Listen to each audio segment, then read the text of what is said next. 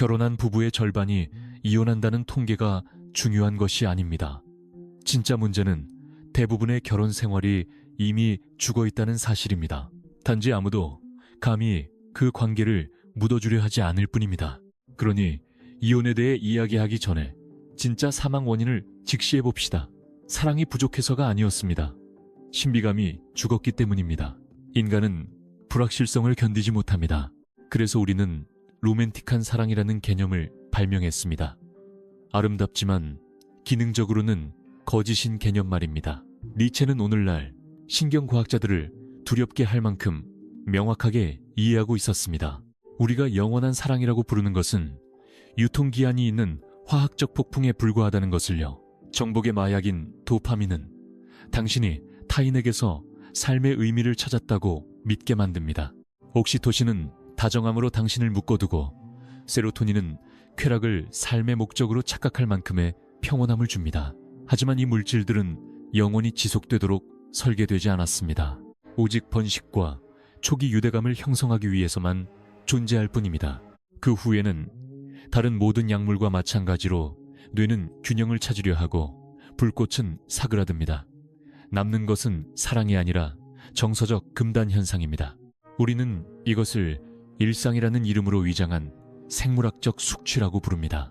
니체는 이것을 사랑으로 위장한 힘의 의지라고 불렀습니다.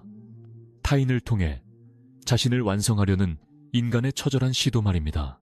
우리는 진정으로 타인을 사랑하는 것이 아닙니다. 우리 자신으로부터 도망치기 위해 그들을 이용할 뿐입니다. 그래서 강렬함이 사라지고 더 이상 신비감이 없을 때 관계는 무너집니다. 그리고 남는 것은 너무나 익숙해서 성숙함으로 착각하게 되는 공허함 뿐입니다. 하지만 진실은 훨씬 더 잔혹합니다. 우리는 성숙해지는 것이 아닙니다. 적응하는 것입니다. 안정된 사랑이라는 거짓말을 유지하기 위해 우리 자신을 길들이는 것입니다.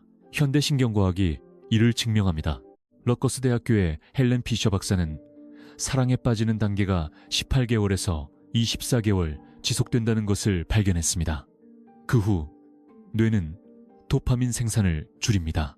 쾌락은 사라지고 한때 욕망의 화산이었던 곳은 황무지가 됩니다. 그리고 바로 그 지점에서 비극이 시작됩니다. 우리는 화학작용을 영혼과 혼동하기 때문입니다. 우리는 침묵을 성숙한 사랑이라고 믿지만 실제로는 정서적 금단 현상일 뿐입니다. 그들은 함께 잠들지만 사실상 따로 살아갑니다. 불과 몇 센티미터 떨어진 곳에서 배우자가 숨쉬고 있는데도 손가락은 스마트폰 화면 위를 미끄러지듯 움직입니다. 마치 이름만 가진 유령처럼 말입니다. 제도권으로서의 결혼은 그러한 생물학적 자기기만 위에 세워졌습니다. 우리는 일시적인 상태에 영원한 약속을 지탱해달라고 요구합니다. 그리고 생물학이 그 주기를 마치면 늘 그렇듯 우리는 그것을 실패라고 부릅니다. 니체는 다른 누구보다 먼저 이것을 간파했습니다. 그래서 그는 사랑이 신성한 상태가 아니라 일시적인 광기라고 썼습니다. 당신이 선택하고 있다고 믿게 만들지만 실제로는 당신의 화학작용에 의해 선택당하고 있는 자연의 완벽한 덫이라고 말입니다. 만약 당신이 지금 느끼는 것이 진정한 사랑이라고 여전히 믿는다면 폭풍이 지나갈 때까지 기다려 보십시오. 욕망이 사라진 뒤에 살아남는 것이 항상 사랑은 아니기 때문입니다. 때로는 영혼이란 존재하지 않았다는 것을 인정하기 두려운 공포만이 남기도 합니다. 사랑에 빠지는 것은 결정이 아닙니다. 그것은 신경학적 납치입니다. 누군가에게 끌릴 때 당신은 선택하는 것이 아닙니다. 당신의 뇌는 이성적 판단을 담당하는 전두엽을 비활성화하고 도파민, 노르에피네프린, 페니레티라민의 폭풍을 방출합니다. 이는 중독자가 처음 헤로인을 맞았을 때 몸에 넘쳐나는 것과 동일한 화학 물질들입니다. 그래서 사랑은 단순히 느끼는 것이 아니라 견뎌내는 것입니다. 심장은 요동치고 손에는 땀이 나며 마음은 쉴 새 없이 움직입니다.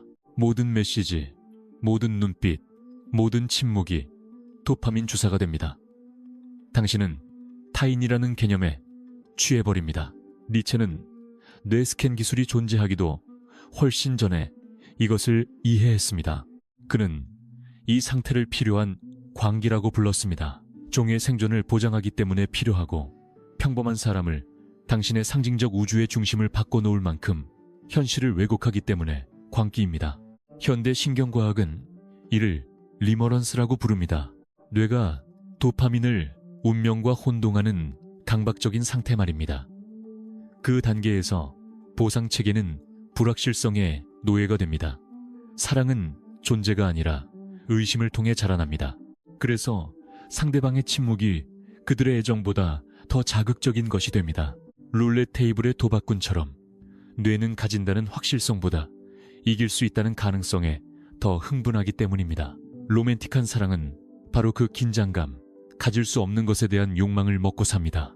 2005년 하버드 대학교의 연구가 이를 증명했습니다. 상대방의 감정적 반응이 불확실할수록 도파민 시스템의 활성도는 더 높아집니다. 쾌락과 불안이 뒤섞인 그 취하게 만드는 혼합물인 모함이야말로 인간 욕망의 비밀 연료입니다. 그들은 집과 침대, 그리고 주택담보대출을 공유하지만 더 이상 서로의 시선은 공유하지 않습니다. 여전히 잘 자라는 인사를 건네지만 그 말은 더 이상 사랑한다는 뜻이 아닙니다. 니체라면 다르게 말했을 것입니다. 우리는 그 사람을 사랑하는 것이 아니라 그들의 존재가 우리에게 주는 살아있다는 느낌을 사랑하는 것이라고요. 그렇기에 상대방이 마침내 완전히 마음을 보답하면 화학적 폭풍은 사그라들기 시작합니다. 도파민은 떨어지고 집착은 사라지며 한때 불꽃이었던 것은 서서히 습관으로 변합니다. 사랑은 광기를 멈추고 계약이 됩니다. 그리고 바로 그곳에서 고통이 조용히 거의 보이지 않게 시작됩니다. 인간의 마음은 감정적 균형을 위해서가 아니라 끊임없는 강렬함의 추구를 위해 설계되었기 때문입니다. 그 강렬함이 사라지면 관계는 적응이라는 가장 조용한 방식으로 죽어가기 시작합니다. 화학작용은 목적을 달성했습니다. 생물학적 본능은 주기를 마쳤습니다. 그리고 남은 것은 도파민 없이 관계를 유지하는 법, 즉 도취라는 약물 없이 사랑하는 법을 아느냐 하는 선택뿐입니다. 니체는 이를 자유로운 영혼의 시험이라고 불렀습니다. 당신이 그 사람을 진정으로 사랑하는지 아니면 단지 그들을 필요로 하는 그 느낌에 중독되었던 것인지 깨닫는 순간 말입니다. 대부분의 사람들은 사랑이 언제 죽는지 눈치채지 못합니다. 폭발도 비명도 바닥에 흐르는 피도 없습니다. 그저 서서히 흐려지는 것, 신비감이 사라질 때 시작되는 일종의 정서적 침식만 있을 뿐입니다. 모든 것은 아무도 소리내어 말하지 않는 단 하나의 생각에서 시작됩니다. 더 이상 설레지 않아. 사소해 보이는 이 생각이 끝의 시작을 알립니다. 니체는 잔혹할 만큼 명확하게 경고했습니다. 사랑이 영원을 약속할 때 그것은 이미 거짓말을 하고 있는 것이라고요. 초기 화학 반응이 사라지면 뇌는 새로운 자극의 원천을 찾습니다. 하지만 대부분의 사람들은 열정이라는 시체를 죽음에 이르게 한 바로 그 도구로 되살리려 합니다. 일상, 저녁 식사, 기념일, 빈 약속들, 느끼기 위해서가 아니라 한때 느꼈다는 것을 기억하기 위해 고안된 의식들 말입니다. 그러면 사랑은 박물관이 됩니다. 더 이상 살아있지 않은 기억들이 전시되는 곳이 되는 것입니다. 신경과학이 이를 확인해 줍니다. 도파민 단계가 지나면 뇌는 습관과 안전에 관련된 영역을 활성화하며 흥분을 소속감으로 대체합니다. 하지만 욕망은 안전을 이해하지 못합니다. 욕망은 위험을 먹고 삽니다. 그것은 우리가 여전히 연극을 하고 있다는 뜻일 뿐입니다. 현대의 사랑은 관객 없는 극장이 되었습니다. 매일 똑같은 배우가 똑같은 대사를 읊조리는 연극, 그리고 결코 오지 않을 박수갈채를 기다리는 무대 말입니다. 그리고 위험이 사라지면 욕망도 죽습니다. 그래서 수많은 커플이 더 이상 믿지 않는 대본의 대사를 읊는 두 배우처럼 보이기 시작하는 것입니다. 한때 불꽃 같던 남자는 이제 재고, 계산하고 절제합니다. 한때 신비로웠던 여자는 이제 모든 말을 예측하고 두 사람 모두 깨닫지 못한 채 스스로의 축소된 버전이 되어갑니다. 니체는 이것을 의지의 길들여짐이라고 불렀습니다. 유대감을 잃을까 두려워 두 개인이 한때 서로를 욕망하게 만들었던 바로 그 힘을 포기하는 과정 말입니다. 그는 자유롭기를 멈추고 그녀는 수수께끼이기를 멈춥니다. 그리고 함께 그들이 안정이라고 부르는 감옥을 짓습니다. 심리학에서는 이를 정서적 불협화음이라고 부릅니다. 관계를 지탱하던 감정이 더 이상 존재하지 않는데도 관계라는 역할을 계속 수행하는 것입니다. 겉으로는 성숙한 사랑처럼 보입니다. 하지만 안에서는 충성심으로 위장한 느린 죽음이 진행되고 있습니다. 마음보다 몸이 먼저 압니다. 피부는 더 이상 예전처럼 반응하지 않습니다. 키스는 더 이상 아무것도 점화시키지 못합니다. 상대방의 목소리는 배경 소음이 됩니다. 그럼에도 그들은 욕망 때문이 아니라 두려움 때문에 머뭅니다. 그들이 쌓아올린 이미지를 파괴할까봐, 다시 고독으로 돌아갈까봐, 그들이 가졌던 것이 영혼이 아니라 단지 화학작용이었음을 인정할까봐 두려워하는 것입니다. 니체라면 직설적으로 말했을 것입니다. 결혼은 사랑이 끝날 때 실패하는 것이 아니라 습관이 시작될 때 실패한다고 말입니다. 그리고 여기에 가장 잔인한 역설이 있습니다. 한때 자유의 힘이었던 그 사랑이 이제 당신 자신의 예속을 만들어내는 기계가 된다는 것입니다. 당신은 사랑의 이미지에, 타인이 행복이라고 믿는 것에, 그리고 한때 당신이 썼으나 이제는 어떻게 끝내야 할지 모르는 그 이야기에 노예가 됩니다. 따라서 결혼은 불륜이나 사랑의 결핍으로 죽는 것이 아닙니다. 질식으로 죽습니다. 과도한 확실성, 그리고 상대를 일상이 아닌 신비로움으로 만들었던 그 현기증의 상실로 인해 죽습니다. 열정은 시간에 의해 파괴되는 것이 아닙니다. 더 이상 존재하지 않는 것을 잃을까봐 두려워하는 공포에 의해 파괴됩니다. 그렇게 되면 유대는 결합이 아닌 계약이 되고 예의라는 벽으로 둘러싸인 감옥이 되며 두 영혼은 진실을 마주하지 않기 위해 사랑을 연기할 뿐입니다. 그들이 더 이상 낯선 사람이 아니게 된 날 열정은 죽었습니다. 니체는 이미 100년도 더 전에 로맨틱한 사랑을 인류의 가장 파괴적인 거짓말이라고 부르며 이를 경고했습니다. 그는 인간이 사랑 때문이 아니라 두려움 때문에 결혼한다고 말했습니다. 혼자가 되는 것에 대한 두려움, 목격자 없이 자기 자신을 마주해야 하는 두려움 때문이라고 말이죠. 영혼이 복종하는 것에 지치는 순간이 옵니다. 상대방에게 복종하는 것이 아니라 지속 불가능한 것을 지속하기 위해 만든 거짓말에 복종하는 것에 지치는 것입니다. 현대 결혼은 사랑이 끝날 때 죽지 않습니다. 진정성이 숨쉴 공간을 요구하기 시작할 때 죽습니다. 니체는 이것을 내면 노예의 반란이라고 불렀습니다. 수년간의 양보로 질식했던 의지가 자유롭고 예측 불가능하며 위험한 자신의 본래 상태로 돌아가기로 결심하는 순간입니다. 겉으로는 위기처럼 보입니다. 하지만 내면에서는 부활입니다. 평화를 유지하기 위해 수년간 자신을 억눌렀던 남자는 자신의 항복이 얼마나 공허했는지 깨닫기 시작합니다. 안정이라는 명목으로 독립성을 희생했던 여자는 설명할 수 없는 증오를 느끼기 시작합니다. 그 증오는 파트너를 향한 것이 아니라 길들여진 자신을 향한 것입니다. 현대 심리학은 이것을 심리적 반발심이라고 설명합니다. 자유가 제한되었다고 느낄 때 깨어나는 생물학적 충동입니다. 기대에 순응하는 것에 지친 마음은 한때 쌓아 올린 것을 파괴하더라도 반항하게 됩니다. 니체는 누구보다 먼저 이것을 보았습니다. 자신의 힘을 포기한 영혼은 병들게 되며 그 병의 이름은 도덕이라고 했습니다. 그래서 결혼의 끝은 합리적인 경우가 드뭅니다. 그것은 폭발적입니다. 사랑으로 위장했던 모든 비난, 모든 침묵, 모든 좌절이 결국 일상이라는 들판에 불을 지릅니다. 그리고 뒤따르는 것은 단순한 이별이 아닙니다. 전쟁의 형태를 띤 해방입니다. 스탠퍼드 대학교의 심리학자들은 이를 확인했습니다.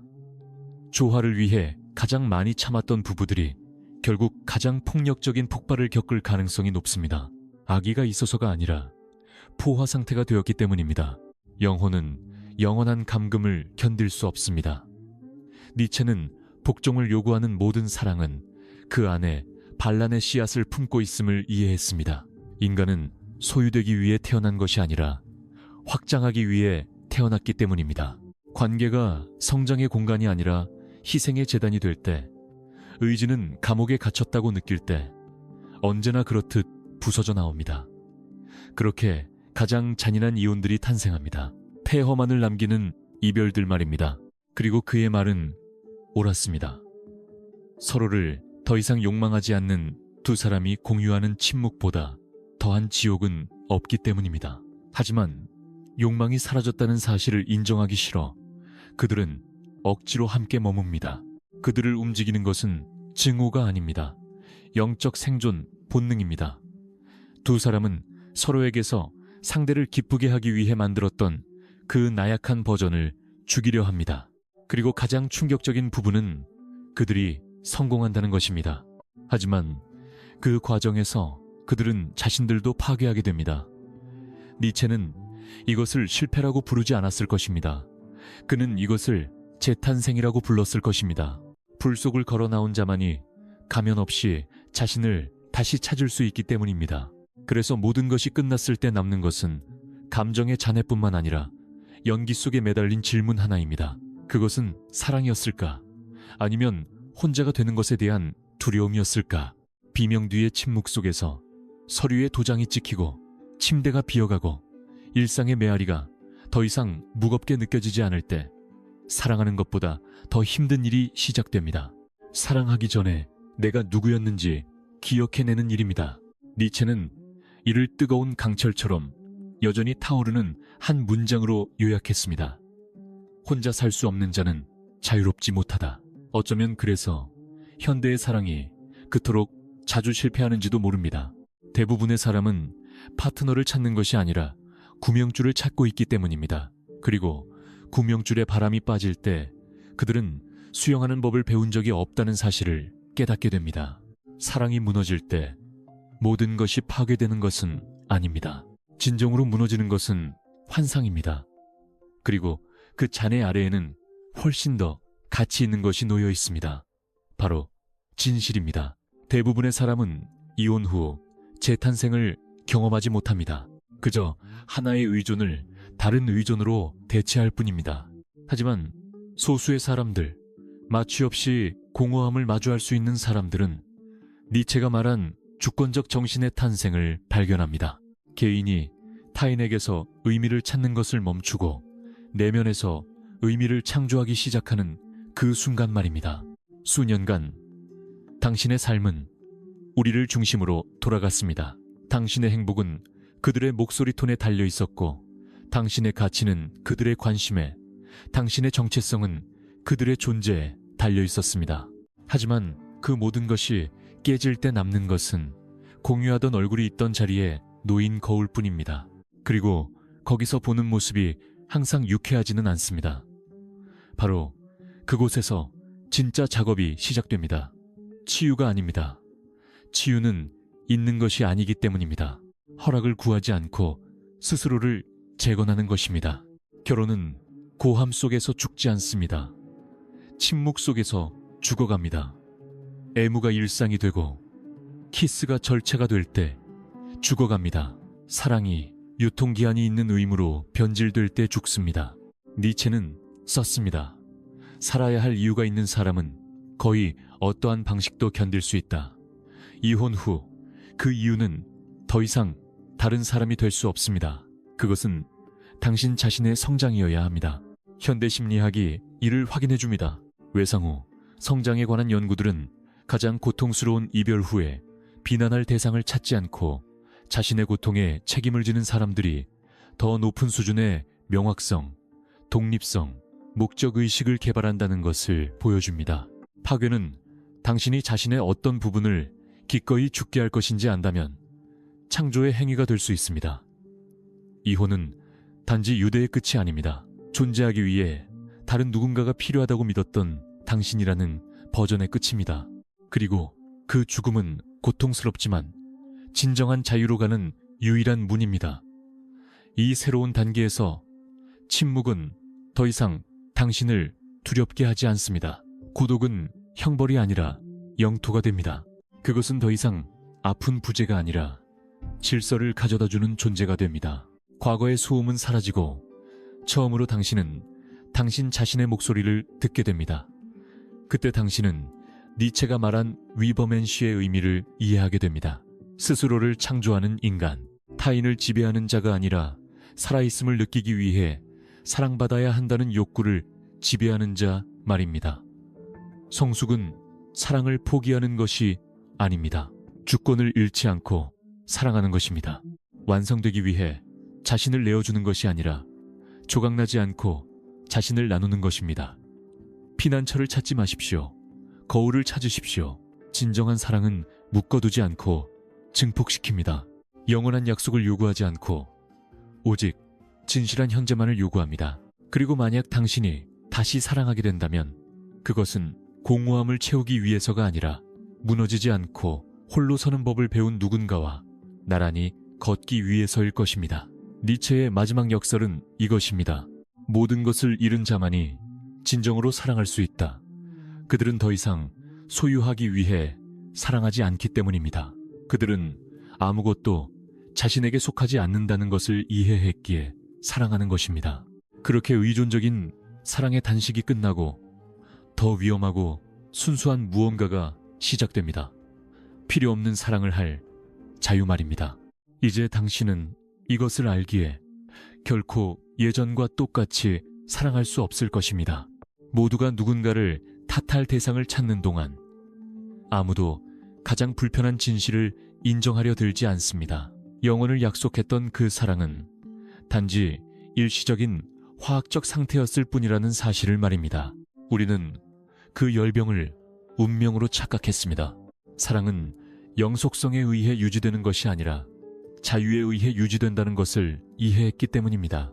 아무도 당신을 완성할 수 없으며 한때 당신이 안전이라고 불렀던 모든 것은 다정함으로 위장한 두려움일 뿐이었음을 깨달았기 때문입니다. 니체는 사랑을 파괴하지 않았습니다. 그는 사랑을 정화했습니다. 사랑한다는 것은 타인과 융합하는 것이 아니라 자신의 그림자를 숨기지 않고 구조되기를 요청하지 않으면서 타인 앞에서 감히 자기 자신이 되는 것임을 보여주었습니다. 이혼은 결코 끝이 아니었습니다. 그것은 입문식이었습니다. 결핍에서 사랑했던 당신의 버전이 죽고 풍요로움에서 사랑할 수 있는 존재가 태어나는 의식 말입니다. 그러니 만약 당신이 다 타버린 사랑의 따뜻한 폐허 속에 여전히 서 있다면 그것을 상실로 보지 마십시오. 장식 아래 당신이 진정 누구였는지 드러낸 불로 보십시오. 진정한 힘은 떠나는 것을 붙잡는 것이 아닙니다. 그것이 떠날 때 무너지지 않는 것입니다. 그리고 당신이 그 지점에 도달했을 때, 시면을 들여다보면서도 여전히 꼿꼿이 서 있을 수 있을 때, 사랑은 감옥이 되기를 멈추고 선택이 됩니다. 이 어둠 속으로 계속 내려가고 싶다면 욕망과 애착, 그리고 고독이 인간의 영혼 안에서 어떻게 얽혀 있는지 이해하고 싶다면 화면에 나타나는 이 채널의 다른 영상들을 시청하십시오. 각각의 영상은 같은 진실로 향하는 문입니다. 오직 자기 자신에게 속한 자만이 두려움 없이 사랑할 수 있습니다. 하지만 가기 전에 스스로에게 잔인하고 정직한 질문을 하나 던져보십시오. 당신 자신을 절대 잃지 않기 위해 당신은 누구를 기꺼이 잃을 준비가 되셨습니까?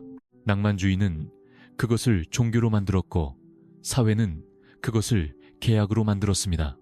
하지만 니체는 그것을 진짜 이름으로 불렀습니다. 문명화된 광기라고 말입니다.